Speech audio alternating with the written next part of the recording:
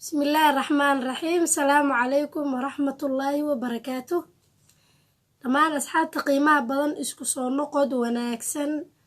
Maanta muuqaalkan wuxuu ku saabsiisan yahay marmarka qaar dadku waxay aad iyo aad uga cawdaan mushkiladaha iyo dhibaatooyinka jira, laakiin xilliyada qaar adiga ayaa noqonaysid mushkiladaas aad ka cabanaysid ama aad ku dhibtoonaysid qofkii mushkiladaas sababay oo keenay. waxaa la yiraahdaa qarnigii 18aad ee miilaadiga Yurub waxaa ka jiray xanuun aad iyo aad u ba'an oo galaafanaya hooyooyinka uurka leh marka ay dhalayaan. hooyo kasta markay dhasho xanuun baa ku dhacaya weyn u dhimanaysay, ilaa markii dambe xanuunkaas uu gaaray heer uu faafo oo uu noqdo epidemic ku faafay qaaradda Yurub oo dhan, markii dambena u gudbay America. xanuunka waxaa la oran jiray puerperal fever ama black death of childbirth, yacni waa qandho hooyada qabanaysa marka ay dhalayso iyo xanuun kadibna ay si degdeg ah u dhimanayso. markii lagu jiray qarnigii 18aad dhaxbartankiisii ayaa cudurku wuxuu gaaray heerkiisii ugu sareysay ee uu ku sababayay dhimasho.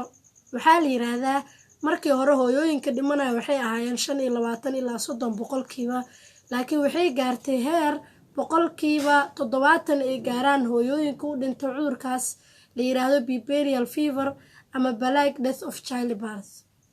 xilligaas uu cudurkan dilaacayay isla markaana uu ku faafayay qaaradda Yurub una gudbay America, waxaa la yiraahdaa waa xilliga Yurub ay bilaabaysay waxa la yiraahdo ilbaxnimada iyo cilmiga sayniska in la tajribeeyo oo la tijaabiyo.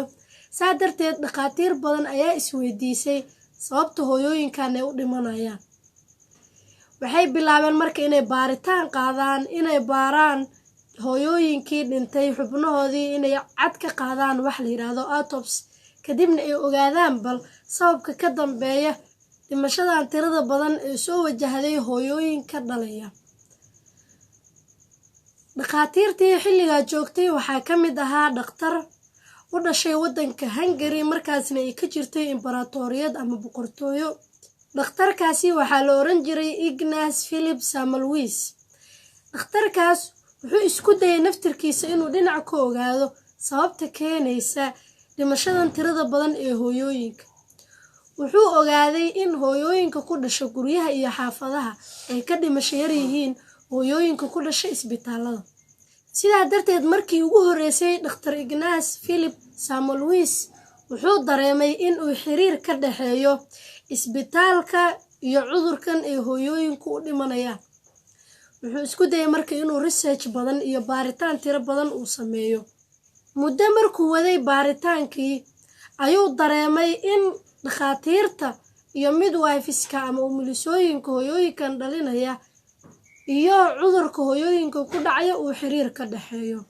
intii uu waday baaritaanka dhakhtarka wuxuu arkay in marka dhakhaatiirta ay ku jiraan qolka meydka oo hooyooyinka dhintay ay baaritaan ku wadaan sababta ay u dhinteen, isla markaana autopsy ama cad ay ka soo qaadayaan hooyooyinka dhintay jirkooda, wuxuu soo ogaaday in dhakhaatiirtu markay qolka ka soo baxaan ay ku baarayaan hooyooyinkii dhintay jirkooda iyo waxyaabihii keenay dhimashadooda ay si toos ah u aadayaan qolkii umulisanimada ama qolkii dhalmada oo ay hooyooyinkii dhalinayaan ayagoo gacmahoodii aanan soo dhaqin markii ay ku jireen qolkan. sidaa darteed Dr. Ignaz wuxuu soo jeediyay fikrad ah in marka dhakhaatiirta ay ka soo baxaan qolkaas ay baaritaanka ku wadaan ay gacmahooda dhaqaan inta aysan bukaan kale aysan dhalinin ama hooyo kale jirkeeda aysan taabanin. laakiin fikraddii Dr. Ignaz hore lagama yeelin mana la qaadanin.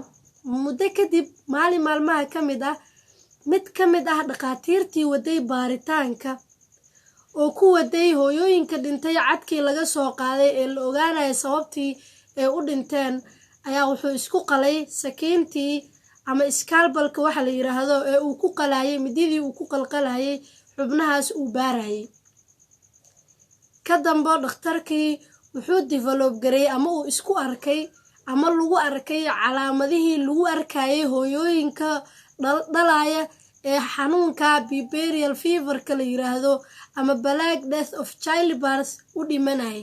dhakhtarkii waxaa qabatay qandho zaa'id ah, xanuun zaa'id ah, dhakhtarkii muddo kadibna wuu dhintay. mar kale Dr. Ignace wuxuu dareemay in uu xiriir ka dhaxeeyo waxaan uu dhintay dhakhtarkan iyo hooyooyinka waxa ay u dhintaan. saa darteed wuxuu keenay caddayn ah maadaama dhakhtarkan uu gacmihiisii kula jiray hooyooyinkan dhintay cadadkii laga soo qaaday ee uu baarhayay ayaa wuxuu ogaaday in dhakhtarkan uu wax ka qaaday dhakhtarkan jirkiisii ay gaareen ama dhiiggiisii ay gaareen infection ama cudur ama wax uu ka qaaday xubnahan uu baarhayay. saa darteed wuxuu proof gareeyay ama caddeeyay inuu xiriir ka dhaxeeyo cudurka dhakhtarkan uu u dhintay iyo cudurka hooyooyinka ay u dhintaan. saa darteed wuxuu adkeeyay fikradiisii ahayd in ay gacmaha dhaqaan marka ay ka soo baxaan qolkan meydka inta aysan bukaan kale wax u qabanin. laakiin nasiib daro Dr. Ignace waa lagu dhaliilay fikradaas uu keenay. dhakhaatiirtii la shaqaynaysana ma aysan soo dhaweynin. arrintaa waxay keentay in dhakhtarkii fikradiisiiba la qaadan waayo ayagoo aaminsan inaysan ayaga ahayn soorsiga ama isha uu ka imaanayo cudurkan dadka leenahay. Dr. Ignace aad iyo aad ayuu uga xumaaday wuuna isku dayay in fikradiisii uu ka dhaadhiciyo, laakiin maadaama dadka medical staffka ah ama shaqaalaha caafimaadka ay isku yaqaaneen inay yihiin dad badbaadinayo oo maaragta wax u qabanayo, waxay shaki geliyeen hadalka Dr. Ignace Philip Semmelweis. markii dambena waxayba keentay in Dr. Ignace la masaafuriyo wadankii Hungary. imbaraatoriyadii marka uu joogay in laga masaafuriyo. dhakhtarkiina maadaama researchkiisa iyo baaritaanadiisii lagu diiday wuxuu aad iyo aad uga xumaaday dhaqanka ay dhakhaatiirta kale kula dhaqmeen. saa darteed psychologically ama maskax ahaan ayuu u xanuunsaday ilaa markii dambe uu maskaxdiisii ama wacyigiisii waayay oo uu sidaa ku dhintay Dr. Ignace. markuu dhintay Dr. Ignace kadib muddo kadib ayaa baaritaano la sameeyay lagu ogaaday in dhakhaatiirta gacmahooda ay dhaqaan oo weliba taladii uu keenay Dr. Ignace Philip la qaato ay yareyn karto hooyooyinka dhimanaya waqtiga ay umulayaan.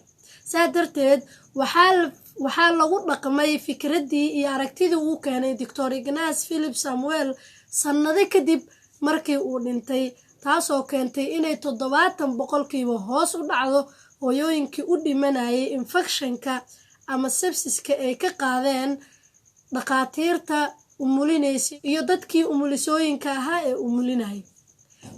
sanado kadib ayaa la ogaaday fikradii Dr. Ignace inay waxtar leedahay. sidaa darteed Dr. Ignace waxaa loo yaqaanaa savior of mothers ama badbaadiyaha hooyooyinka. sidoo kalena waxaa loo yaqaanaa the father of infectious control, aabaha aasaasay ama keenay fikradda in la kontaroolo infectionka iyadoo lagu kontaroolayo inay dadku ama dhakhaatiirta ama dadka ka shaqeeya caafimaadka ay simbali gacmahooda dhaqaan inta aysan bukaan kale wax u qabanin. cibrada sheekadan ku jirta waxaa weeyaan marmarka qaar adigoo isku maleeya inaad isla fiican tahay ayaa laga yaabaa in mushkiladda adiga ay kaa socoto oo adiga ay kaa imaanayso. dhibaatooyinka jira iyo qaladaadka jira inta badan waxaan ku eedeynaa dadka kale, laakiin marmarka qaar annaga nafsadeena ayaa sabab u noqon karna mushkiladaas iyo dhibaatadaas. dhakhaatiirtan weligoodna isma oranaynin idinka ayaa sabab u ah cudurka weyn ee dilaacay ee hooyooyinka badan dhameeyay ee Yurub iyo Ameerika aad iyo aad u baabi'iyay hooyooyinkooda markii xilligaa la joogay. sidaa daraadeed marmarka qaar mushkiladaha aad dadka kale ku eedeynayso, dhibaatooyinka aad ummadda kale u saarinayso oo maantana aad eedda ku jirto ayaa laga yaabaa in adiga aad tahay sababta keentay, laakiin aadan is ogeyn ama aadanba haddii lagu sheega xataa qaadanaynin sida dhakhaatiirtaasba ay u diideen warka Dr. Ignace Philip Semmelweis. saa darteed waxaa u baahannahay inaan qaadano mas-uuliyad. qof walbana wixii uu keeno ama uu sababayo uu qaato mas-uuliyad oo aan iska yareyno eedda markasta aan eedeynayno dadka kale iyo berinimada markasta aan beriyeelayno nafsadeheena. waxaa laga yaabaa in si aanan u ogeyn annaga ay nooga socoto mushkiladda. marka saa loo fikiro waxaa keenaysa in qof kasta uu xalkii ku fikiro, eedda tirada badanna ay yaraato, dhammaanteenna aan u guntano sidii aan mushkiladaha u daaweyn lahayn oo aan uga badbaadi lahayn beddelkii aan saacad kasta dadka kale eedeyn lahayn. aad iyo aad aad u mahadsantihiin aadna waa idiin salaamaya. Asalaamu calaykum waraxmatullaahi wabarakaatu.